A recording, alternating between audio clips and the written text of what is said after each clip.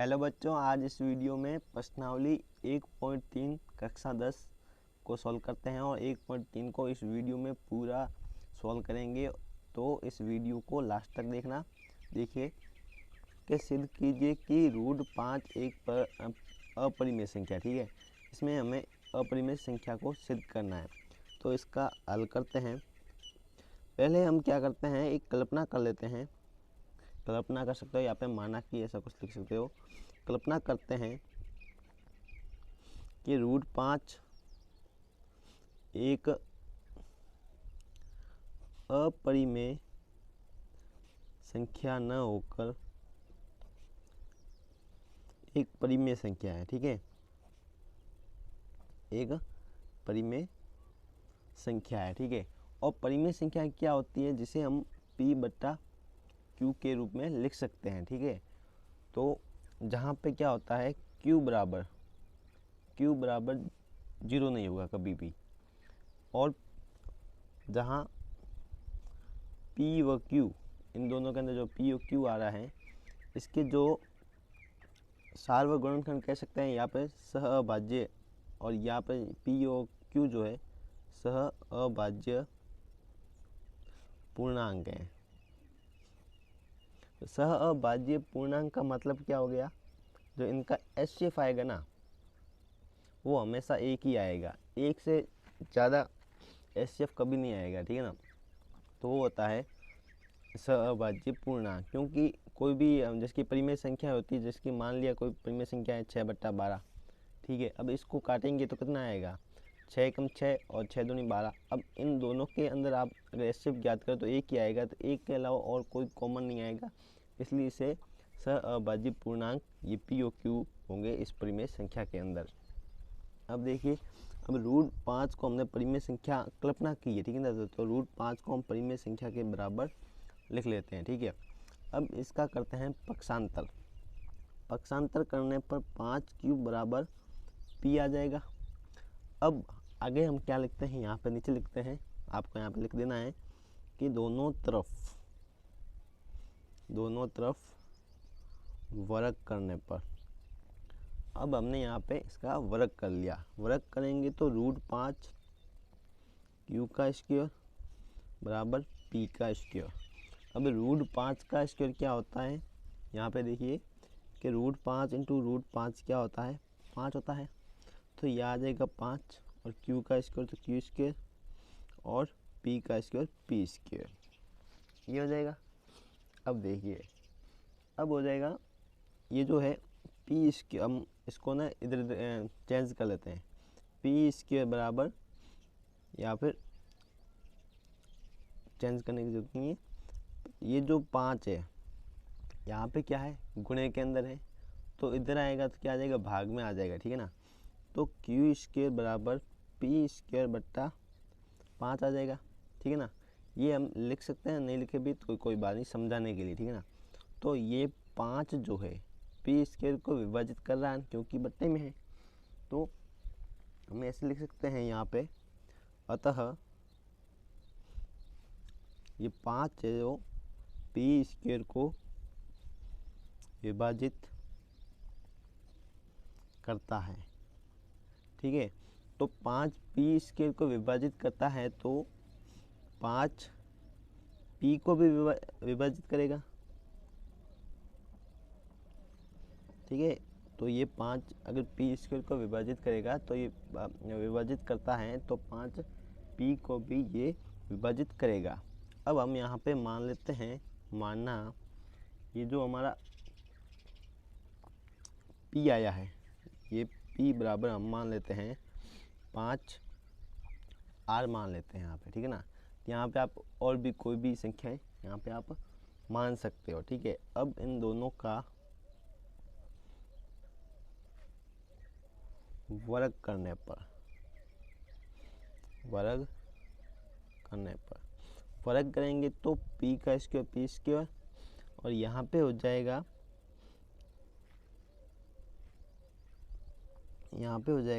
25R, ठीक है।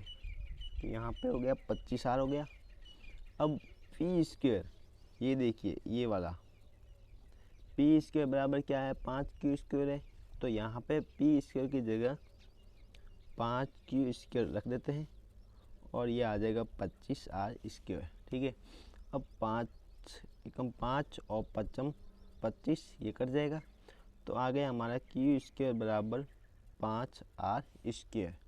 ठीक है, अब 5 को अगर पक्षांतर करेंगे तो इसके बट्टे में आएगा 5। ठीक है ना, जैसे कि ये लिखना नहीं, बस समझाने के लिए, r² बराबर q² बट्टा 5 ये वाला आएगा। तो इसका मतलब क्या हुआ, ये 5 जो है q² को विभाजित करता है। तो जो ये 5 है q² को विभाजित करता है, तो 5 जो है q को भी विभाजित करेगा। 5 जो है q को भी विभाजित करेगा। तो यहाँ पे क्या आया, यहाँ पे देखिए, ये जो 5 है p को भी विभाजित कर रहा है और 5 जो है q को भी विभाजित कर रहा है। इसका मतलब ये हुआ कि ये जो p व q जो हमने परिमेय संख्याएं मानी थी, जिसका परिमेय संख्याएं होने पर इसका एचसीएफ हमेशा 1 होता है, लेकिन यहाँ पे क्या आया है, p को 5 भी विभाजित कर रहा है और q को भी 5 विभाजित कर रहा है।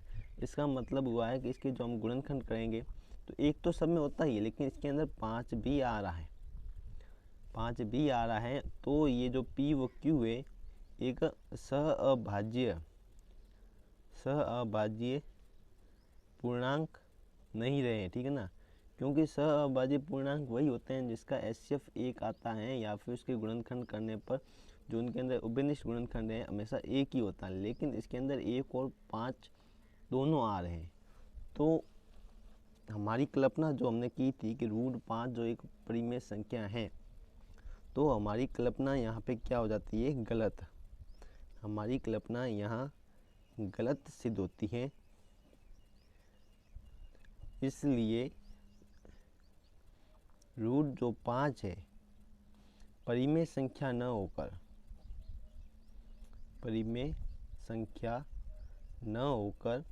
एक अपरिमेय संख्या है।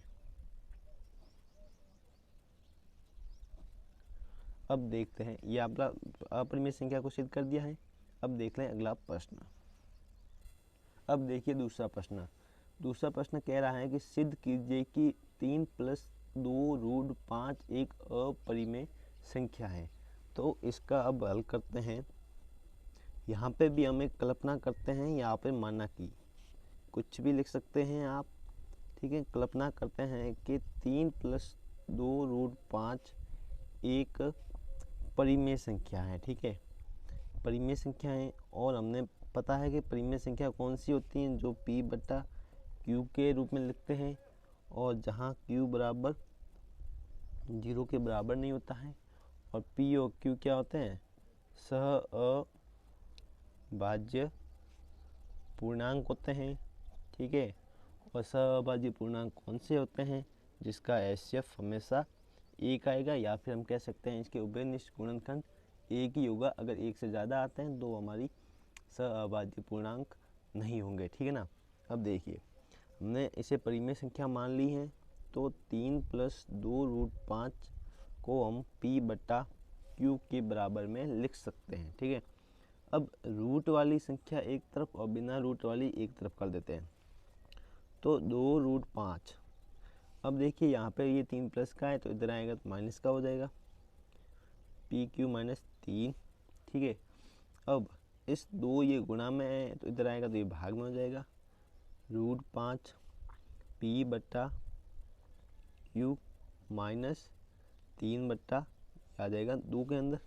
ठीक है, अब इसको ऐसे भी लिख सकते हैं, कैसे, इनका जो है 2q और p - 3q, इसको इस तरह से भी लिख सकते हैं। ठीक है, √5।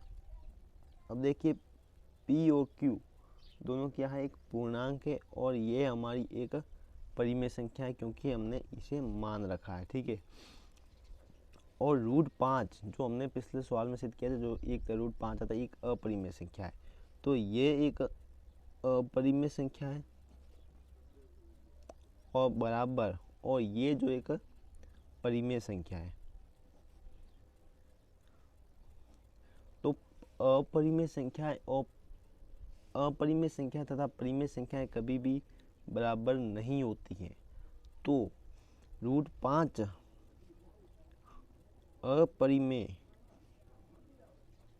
अपरिमेय संख्या होने के कारण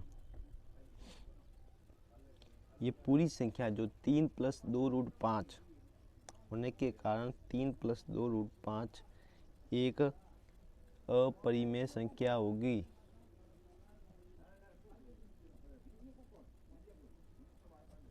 ठीक है, अब देखते हैं अगला प्रश्न।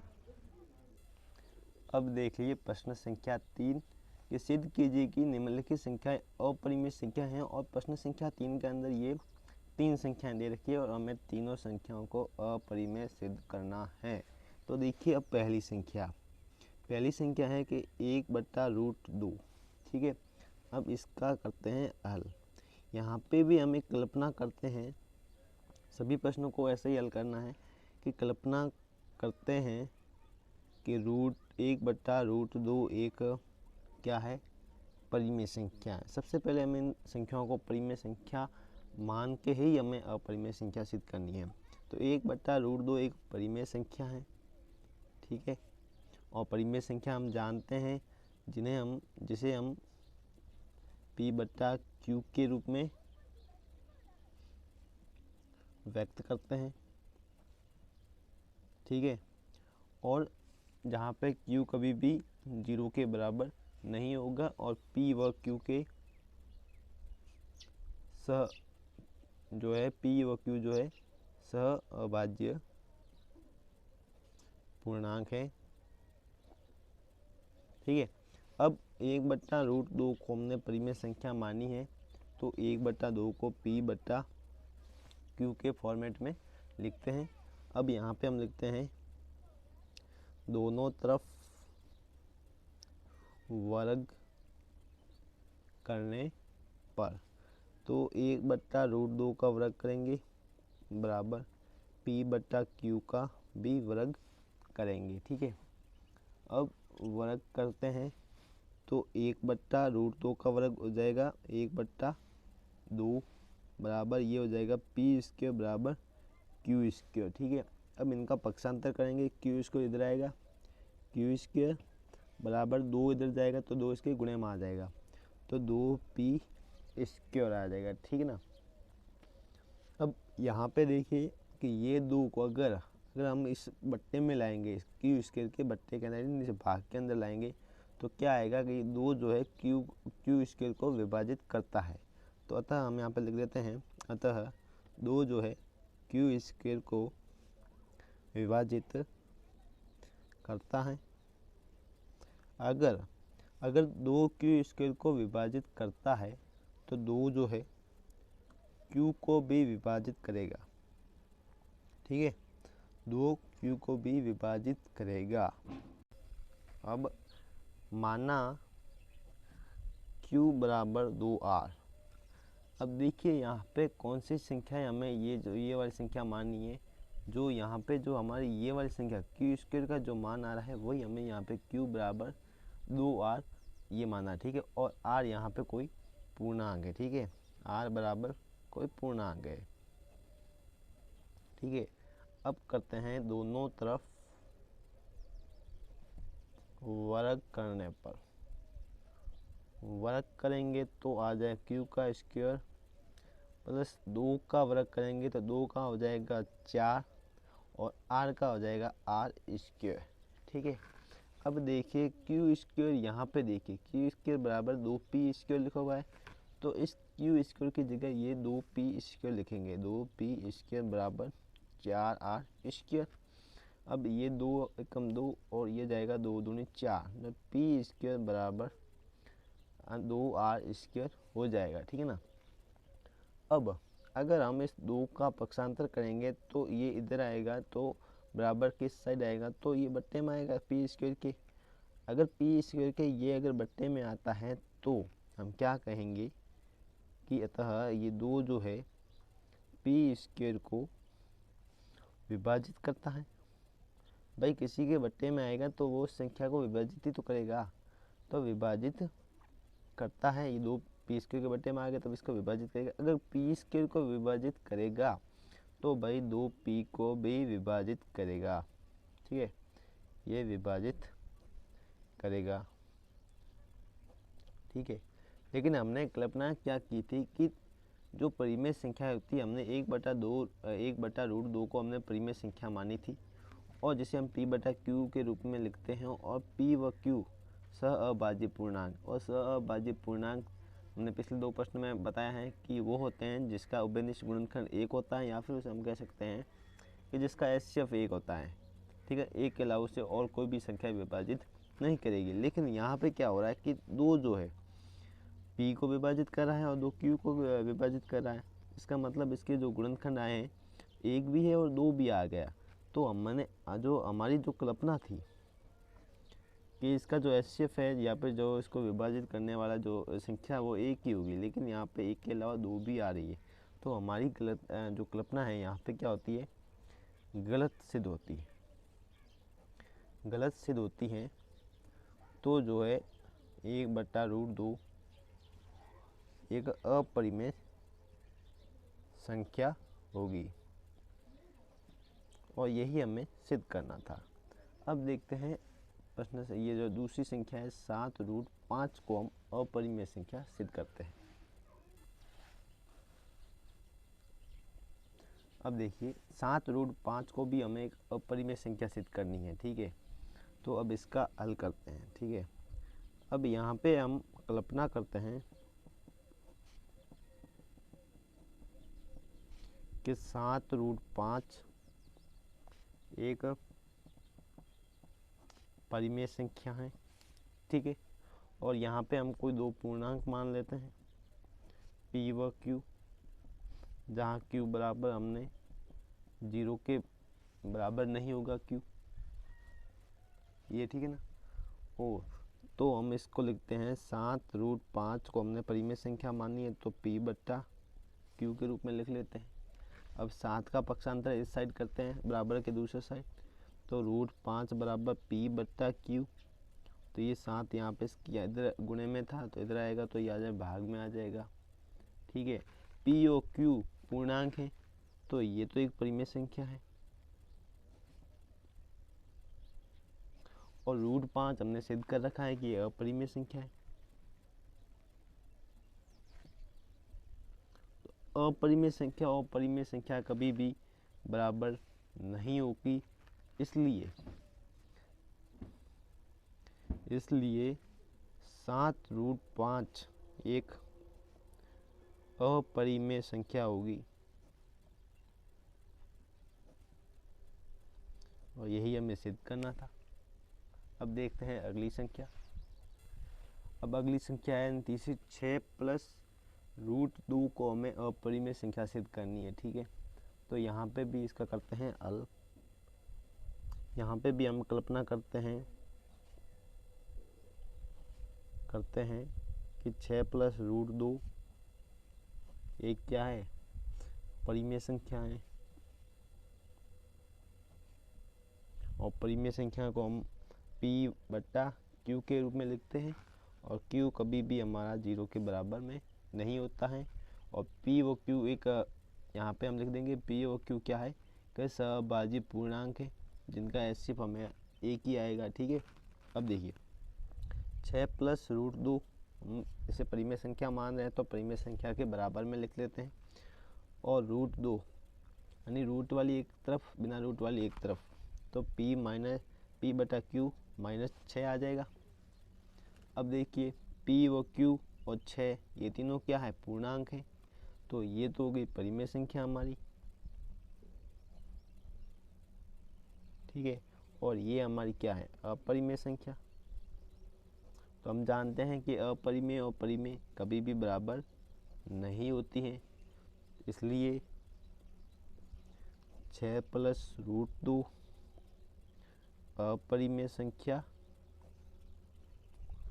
होगी।